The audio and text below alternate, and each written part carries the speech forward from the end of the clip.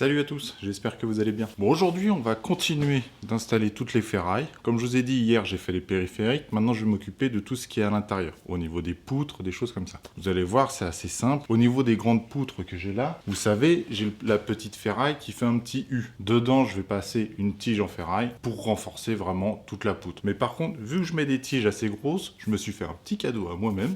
Et ça, je suis content. Je me suis acheté la petite disqueuse Airboer sans fil. Parce que je préfère le sans fil. Je sais que les filaires sont plus intéressantes niveau tour-minute. Mais quand on n'a pas envie de se prendre la tête, on prend un batterie et ça fonctionne très bien. C'est la première fois que je vais l'utiliser. Je sais pas ce qu'il y a vous. Hein, j'en ai aucune idée. En termes de qualité, je parle. En termes de prix, je le sais, je l'ai payé, donc je le sais. Mais en termes de qualité, je sais pas ce qu'est vaut. Je sais très souvent que les trucs comme ça, qui sont pas trop chers, c'est surtout le bouton qui merde. Quand on coupe du carrelage, des choses comme ça qui font pas mal de poussière, ça, le bouton a tendance à se bloquer. C'est le gros défaut des machines pas trop chères. Et ça, le gros avantage, c'est vraiment les batteries. J'ai la visseuse, j'ai la tronçonneuse. C'est je mets à chaque coup dessus et puis c'est bon, ça fonctionnera très bien. Je conseille pas ça à un pro qui veut s'en servir tous les jours, tout le temps. Mais quelqu'un comme vous et moi qui font des petits travaux. Bon, là, c'est pas des petits travaux, mais bon, j'ai acheté ça, je vais pas m'en servir tout le temps. Mais quelqu'un qui fait des petits travaux, honnêtement, ça fonctionnera très bien. Bon, allez, assez parlé de tout ça. On continue le ferraillage et après on passe au planel. Parce que j'ai aussi envie d'installer les planels. Et je vais tout de suite, même, faut que j'y pense, mais je vais le faire tout de suite. Je vais appeler pour la chape. J'appelle tout de suite.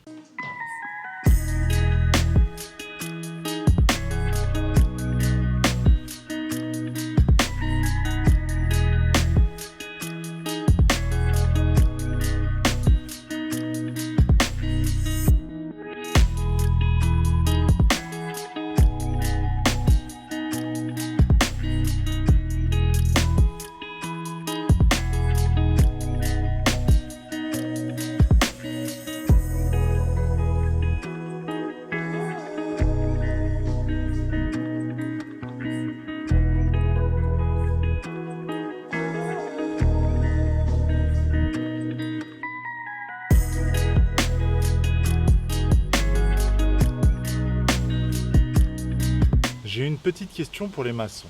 Ici, j'ai mes poutrelles, comme vous savez, j'ai les ferrailles qui gênent. Comment vous faites pour passer les ferrailles quand vous avez les ferrailles des poutrelles qui vous gênent? Tout simplement. Est-ce que vous avez une technique particulière ou est-ce que vous tordez juste les ferrailles, après vous les remettez? Vous faites quoi en général? C'est plus ma question, là, c'est à titre personnel, juste pour me renseigner à savoir comment vous faites, parce qu'on a toujours les ferrailles qui se croisent, donc ça bloque forcément quelque part. Voilà, juste dites-moi ça, je suis quand même curieux de savoir comment vous faites. Moi, je vous avoue que là, je vais les tordre, parce que ça se tord assez facilement. Je vais mettre ma ferraille et après, je vais remettre. Mais voilà, je voudrais savoir, est-ce qu'il y a une autre technique? Bon, allez, c'est parti, je continue.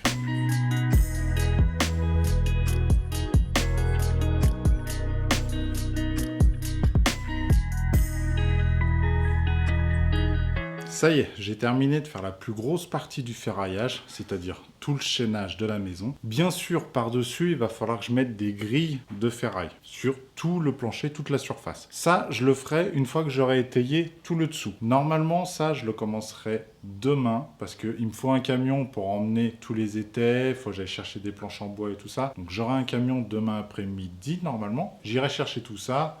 Et j'essaierai de faire ça soit demain après-midi, soit après-demain. On verra ça, c'est pas très grave. Je suis pas dans l'urgence non plus. Normalement, le béton, je me le fais livrer lundi, mardi, mercredi, la semaine prochaine. Donc avant lundi, il faut que j'ai fini tout cet ensemble-là. Je suis pas dans l'urgence. Là, je suis plus vraiment dans l'urgence. J'attends juste ma date de béton. Et après, j'aurai ma livraison en fin de semaine prochaine, ça c'est sûr. Comme je disais, aujourd'hui j'ai fini tout mon ferraillage, donc ça, il n'y a pas de souci, ça ne bougera plus. Comme ça, quand j'aurai mis tous les étais et toutes mes planches et tout ça, je pourrais bien marcher sur le plancher. Parce que quand je marche sur les poutrelles, vous savez, elles voûtent un peu dans l'autre sens. Il n'y a pas de raison que ça pète, mais je suis pas fan. Je préfère pas prendre de risques, j'aime pas quand ça bouge. Donc, une fois que tout sera étayé, ça bougera plus, je pourrai me balader dessus sans problème, j'aurai plus de soucis. Maintenant, pour la suite de la journée, on va passer au planel. On va les installer sur la périphérie de la maison. Vous savez, pour faire tout le tour, c'est ce qui va retenir le béton. Et en même temps, j'ai pris des planelles pour éviter les ponts thermiques. C'est-à-dire, vous avez la planelle comme ça, c'est un bout de béton. Moi, elles font 20 cm, il y en a des moins hautes, mais vu que moi j'ai une grande portée, vous savez, de poutrelles, il faut que mon béton soit un peu plus épais, parce que les poutrelles sont plus épaisses. Donc c'est pour ça que j'ai du 20 cm. Mais je crois qu'on peut aller à 15-16 cm, quelque chose comme ça. Corrigez-moi, là je vous dis ça de tête, mais je sais qu'il y a des planchers moins épais. Donc voilà, ça c'est une planelle, c'est une plaque en béton. Ici, moi, comme je vous disais, c'est une isolée. Donc vous avez le béton, et ici vous avez une sorte de polystyrène qui va justement éviter les ponts thermiques. Ce polystyrène là, il sera côté intérieur de la dalle, c'est-à-dire le béton va arriver dessus. Ça, c'est côté extérieur, tout simplement. Pour installer ça, il me faut juste du mortier, un peu d'huile de coude, et on fait tout le tour de la maison comme ça. On pose comme du parpaing, c'est le même principe. On met le mortier, on pose ça, on le met de niveau, on attend que ça sèche et on espère que ça se pète pas la gueule une fois qu'on coule. J'ai jamais eu le cas pour l'instant, mais à mon avis, ça doit exister de temps en temps. Bon allez, on s'occupe de ça, c'est parti.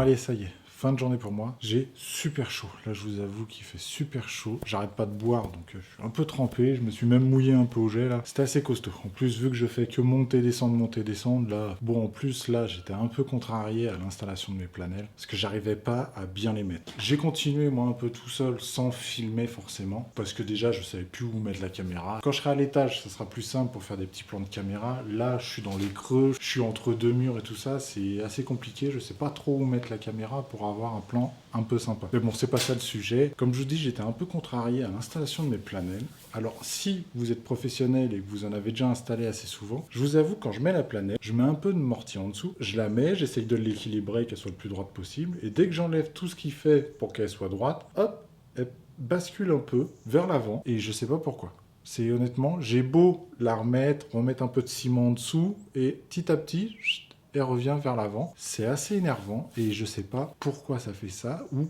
comment résoudre ce problème-là. Je vous avoue que ça m'énerve un petit peu. Et je voudrais pas, bien sûr, quand je vais couler, que tout se casse la gueule. Je voudrais éviter ça. Je sais pas comment faire. Si vous avez une idée, là, donnez-la moi, parce que aucune idée. Là, je bloque. Et ça m'énerve vraiment parce que ça fait pas propre. Donc c'est ça en fait qui m'énerve, c'est que ça fasse pas propre.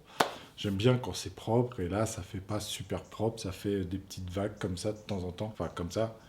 Et ça m'énerve. Et oui aussi à la fin, je sais que quand on met la planelle, il faut mettre la planelle. Et derrière, on fait un petit bourrelet, histoire que ça maintienne aussi la planelle. Donc ça, je l'ai fait. Mais c'est vraiment le poids ramène vers l'avant. Et je comprends pas pourquoi. Donc je pense quand je vais couler la dalle, ça va tenir justement avec le petit bord que j'ai fait sur le côté. Tout ça, ça colle ensemble. Ça, il n'y aura pas de souci. Mais c'est pas rassurant. En plus, c'est des planelles de 20, donc il y aura quand même une belle poussée dessus. Je voudrais pas que tout se casse la gueule quand je vais couler. Ça serait pas drôle du tout. Donc je pense que je vais renforcer à certains endroits. Je vais regarder. Déjà, là, j'attends demain que ce soit bien sec. Et je regarderai. J'essaierai de bouger, de voir si ça bouge ou pas. Bon, allez, sur ce, je vais vous dire à demain. Comme d'habitude, si cette vidéo t'a plu, n'hésite pas à t'abonner. Un petit pouce bleu, ça fait toujours plaisir. Je vous dis à demain. Prenez soin de vous. Ciao!